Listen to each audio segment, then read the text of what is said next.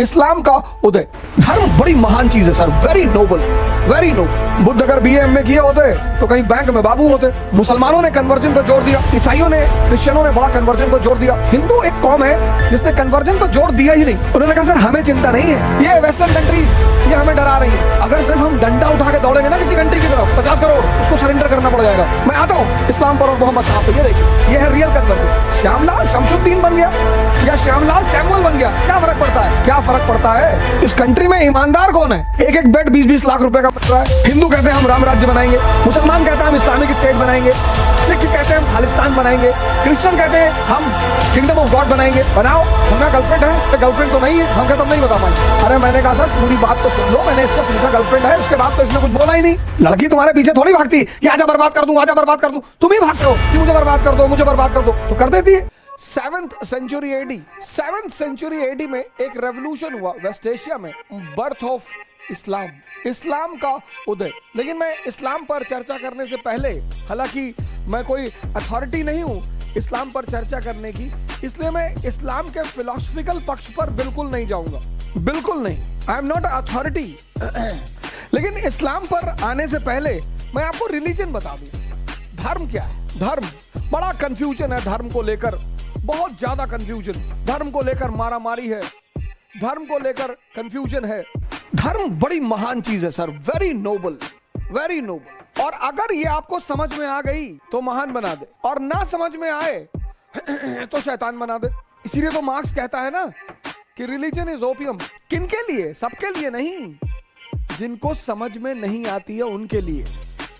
जिनको समझ में आ जाए उनको तो ग्रेट बना दे। बुद्ध अगर बीए एमए किए होते तो कहीं बैंक में बाबू होते। रिलीजन समझ में आ गया, इमॉर्टल हो गए, खुदा हो गए, महावीर, दादू, नानक, रैदास। धर्म है क्या बेसिकली? रिलीजन। अब रिलीजन के दो पार्ट हैं, एक प्री मॉडर्न वर्ल्ड, आधुनिक युग से पूर्व, और एक मॉडर्न वर्ल्ड। अब ये बड़ी बड़ी इंपॉर्टेंट बात है, बड़ी समझने वाली बात है कि धर्म आधुनिक युग से पहले क्या था। आधुनिक युग से पहले धर्म संविधान था। Religion was a constitution. हाँ, बाइबल, वेदास, कुरान, इनको क्या बोलते थे? अपौरुषे, not written by human being, written by God. और किंग कौन था? गॉड का रिप्रेजेंटेटिव। अशोक अपने आप को क्या कहता है? देवानाम पियदसी। गुप्ताज अपने आप को क्या कहते हैं? परम भागवत। अकबर अपने आप को क्या कहता है? जिल्ले इलाही। तो प्री मॉडर्न युग के आधुनिक काल से पहले धर्म संविधान था। कौन इंप्लीमेंट करता था संविधान को? राजा। लेकिन आज मैन मेड संविधान है, आदमी द्वारा रचित संविधान। और इस आदमी द्वारा रचित संविधान की, लिखित संविधान की कहानी कहां? लिखित संविधान की कहानी कहां से शुरू हुई? यूनाइटेड स्टेट्स ऑफ अमेरिका से, 1787। तो आज धर्म जो है वो संविधान का दर्जा खो चुका। आज धर्म संविधान नहीं है। Today religion is not constitution. हाँ, कुछ कंट्रीज हैं जिन्होंने रिलीजन को अभी भी कॉन्स्टिट्यूशन बना रखा है, पर वो उन्हें नुकसान कर रहा है। It's harming them. धर्म का जो दूसरा फंक्शन था, पहला संविधान, दूसरा था ह्यूमन मैनेजमेंट, आदमी का संचालन। जिंदगी पूरी, पॉलिटी, सोसाइटी, इकोनॉमी सब धर्म से जुड़ी हुई थी। तो धर्म में सामाजिक नियम थे। एक तो संविधान, दूसरा जो धर्म का पहलू है, दूसरा जो धर्म का सबसे इंपॉर्टेंट पहलू है, जिसको बहुत सारे लोग नहीं समझते, वो है ह्यूमन ट्रांसफॉर्मेशन। ये दूसरा सबसे बड़ा पहलू है धर्म का, ह्यूमन ट्रांसफॉर्मेशन। बहुत बड़ा ह्यूमन ट्रांसफॉर्मेशन। अब ये क्या है ह्यूमन ट्रांसफॉर्मेशन? तुम एक वर्ड सुनते होगे, कन्वर्जन। अरे वो मुसलमान बना रहे हैं, वो हिंदू बना रहे हैं, वो ईसाई बना रहे हैं। सर वो सब फेक कन्वर्जन है। कन्वर्जन दो तरह से है। ईसाइयों ने, क्रिश्चियनों ने बड़ा कन्वर्जन को जोड़ दिया, मुसलमानों ने कन्वर्जन को जोड़ दिया। हिंदू एक कौम है जिसने कन्वर्जन को जोड़ दिया ही नहीं। जबकि किसी भी धर्म का जो बेसिक प्रिंसिपल है वो है कन्वर्जन। बड़ी अजीब सी बात है ये। The basic principle of every religion is conversion. Hindu धर्म का भी है कन्वर्जन, बेसिक प्रिंसिपल। इस्लाम का भी है, क्रिश्चियनिटी का भी है, सबका है। तो कैसा कन्वर्जन? हम सब जब पैदा होते हैं तो अपने सेंसस पे रहते हैं। नरेंद्र अपनी सेंसस पे है। और दूसरा है कॉन्शियस, चेतना। बहुत इंपॉर्टेंट बात बता रहा हूँ, सुन लो। मेडिटेशन में बताऊंगा, टर्की में बताऊंगा, सीरिया में बताऊंगा, सब अब्राहम अकॉर्ड चर्चा करूंगा, Israel Palestinian crisis, West Asian crisis, सारी कहानी सुनाऊंगा सर आपको। और ये किताब है, ये एनसीईआरटी नहीं सर, ये वॉइसेस हिलरी क्लिंटन और ये the world order by Hillary Kissinger. पूरी कहानी सुनाऊंगा और आपको पूरा हक है कमेंट करने का, गाली देने का। वो गाली दीजिए, जितना आपका मन रहे, आपको किसी चीज की कोई मनाही नहीं। आप खूब गाली दीजिए। आपको गाली नहीं आती है, आप हमको पर्सनल मैसेज करिए, हम आपको दो चार लिख के देंगे, आप वो गाली। रिलीजन अल्टीमेट चीज, अल्टीमेट। अब देखो नरेंद्र, एक बर्थ आपको किसने दिया? मदर ने। हम सब सेंसस पे पैदा हुए, सेंसस पे जीते, पर सेंसस जो है वो लिमिटेड है। 40 साल तक अच्छा खाना खा लोगे, 50 साल तक अच्छा खाना खा लोगे, फिर डायबिटीज हो जाएगी, हाई ब्लड प्रेशर हो जाएगा, फिर डॉक्टर कहेगा कि देखो मीठा मत खाना, फिर क्या करोगे? तो 50 साल के बाद अगर 30 साल और जिंदा रहे, जो कि रहोगे, 50 और रहोगे, तो वो तो नर्क हो गया ना। जो भी सेंसस पे सिर्फ जिएगा वो अंतिम में आईसीयू पहुंचेगा। अमर सिंह सबसे बड़ा एग्जाम्पल। कितना पैसा था अमर सिंह के पास? 10,000 करोड़। बेचारे 2 साल हॉस्पिटल में रहे, भगवान उनकी आत्मा को शांति दे। लेकिन स्वामी करमवीर, कभी आपको पुरकाजी जाने का मौका मिले तो आप स्वामी करमवीर से मिलिए। बाबा रामदेव जी के गुरु हैं, पतंजलि आश्रम है इनका पुरकाजी में। 70 साल के युवा हैं। He is a young man of 70 years. You can go and meet him. Purkazi on the way to Haridwar. Today also he runs for 40 kilometer. Runs, not jogging, running. He gets up at 3 AM in the morning. ये जो Covid से death हो रही है ज्यादातर fear में हो रही है। हाँ सर, सांस रुक गई सर। अरे भैया रुकेगी नहीं, रुको। हमारे मित्र हैं रंगनाथ शुक्ला, 20 दिन पहले कोविड हो गया। मैंने कहा शुक्ला जी कोविड हो गया? बोले सर हम हो गए कोविड को, कोविड का हमको हुआ। अरे मैंने कहा कैसी बातें कर रहे हो शुक्ला जी? बोले हाँ सर, आप हमारी तरफ से देखिए सर, कोविड को भी ये चिंता है कि हमको शुक्ला जी हो गए, हमें चिंता नहीं है।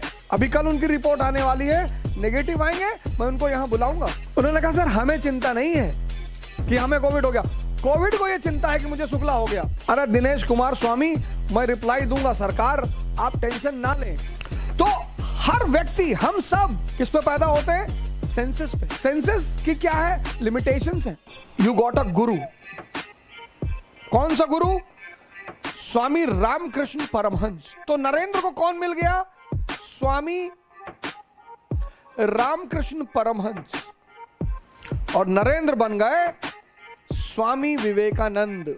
तुम कभी कभी कहते हो ना कि स्वामी विवेकानंद के पास इतनी क्षमता कैसे थी? सर आपके अंदर भी है सर। ये वेस्टर्न कंट्रीज ये हमें डरा रही हैं। 1 अरब 30 करोड़, 1 अरब 30 करोड़, 30। और ये छोटी मोटी कंट्रीज, अगर सिर्फ हम डंडा उठा के दौड़ेंगे ना किसी कंट्री की तरफ, 50 करोड़ उसको सरेंडर करना पड़ जाएगा। Largest youth population, largest. ये देखो, ये है रियल कन्वर्जन। इसीलिए हिंदू धर्म ने कभी कन्वर्जन के लिए मिशनरी नहीं भेजी। क्रिश्चियनिटी भी इसी की बात करती है, इस्लाम भी इसी का बात करता है, इस्लाम भी यही कहता है। अभी मैं सुनाऊंगा मोहम्मद साहब की कहानी। हीरा पर्वत जहां पर वो ध्यान करते थे, मक्का में है हीरा पर्वत। हीरा पर्वत मक्का में है। वही मक्का में जहां ट्रूस ऑफ गॉड सेलिब्रेट किया जाता था, ट्रूस ऑफ गॉड। मैं आता हूं इस्लाम पर और मोहम्मद साहब पर। ये देखिए, ये है रियल कन्वर्जन। श्यामलाल शमशुद्दीन बन गया या श्यामलाल सैमुअल बन गया, क्या फर्क पड़ता है? क्या फर्क पड़ता है? अगर ये परिवर्तन नहीं हुआ तो कोई फर्क नहीं पड़ता। सिद्धार्थ अलारकामा मिल गए और सिद्धार्थ बन गए बुद्ध। इसीलिए डॉक्टर अंबेडकर ने बुद्धिज्म को पकड़ा, क्योंकि बुद्धिज्म का सोल मोटिव है conversion from senses to conscious. Vardhaman क्या बन गए? महावीर। ऐसे बहुत सारे क्रिश्चियन संत हैं, ऐसा नहीं है। बहुत सारे क्रिश्चियन संत हैं, बहुत सारे मुस्लिम संत हैं। ये है रियल कन्वर्जन। यही इस्लाम भी कहता है। इस्लाम भी एग्जैक्टली यही चीज कहता है। दारा शिकोह को क्यों मारा? उसने किताब लिखी मजमुल बहरीन, बड़ी प्यारी किताब। एक्चुअली मुसलमानों के 2 गुट हैं, जैसे हिंदुओं के 2 गुट है, उदारपंथी और कट्टरपंथी, ऐसे मुसलमानों के भी 2 गुट हैं। एक अब्दुल वहाब का गुट, एक इब्ने अरबी का गुण, जैसे हिंदुइज्म कहता है कि हर व्यक्ति शूद्र के रूप में पैदा होता है, हर व्यक्ति, anyone who is living on his senses is a शूद्र। इस्लाम कहता है कि जो भी सेंसस पे जी रहा है वो काफिर है। काफिर का मतलब हिंदू नहीं होता। लाओ कोई मुसलमान इंटेलेक्चुअल कहे मेरे सामने काफिर का मतलब हिंदू होता है। जो आफाक में गुम है वो काफिर है। अल्लामा इकबाल साहब हुए बहुत फेमस कवि हैं, कश्मीर के, हिंदुस्तान के, रूमी के शिष्य हैं, बहुत बड़े सूफी, कभी उनको पढ़िए आप। तो शूद्र अगर गुरु के संपर्क में आएगा तो क्या बनेगा? ब्राह्मण। काफिर अगर गुरु के संपर्क में आएगा तो क्या बनेगा? मुसलमान। यह है कन्वर्जन का मतलब, यह है रिलीजन। तो रिलीजन के दो रोल थे, एक संविधान, एक ह्यूमन ट्रांसफॉर्मेशन। तो जो संविधान वाला रोल था वो आज खत्म हो गया। आज क्या है? Man made constitution. लेकिन ये रोल आज भी है। सदगुरु काम कर रहे हैं, पंडित श्री श्री रविशंकर जी काम कर रहे हैं, आशुतोष महाराज जी, दिव्य ज्योति जागृत संस्थान काम कर रहा है। सर 500 रुपए का नोट नकली भी आता है सर। कभी 150 रुपए का नोट नकली देखे? कभी 150 रुपीज का नोट नकली देखे? जिसका असली है उसी का नकली भी है सर। तो नकली के चक्कर में असली को यूज करना छोड़ दोगे?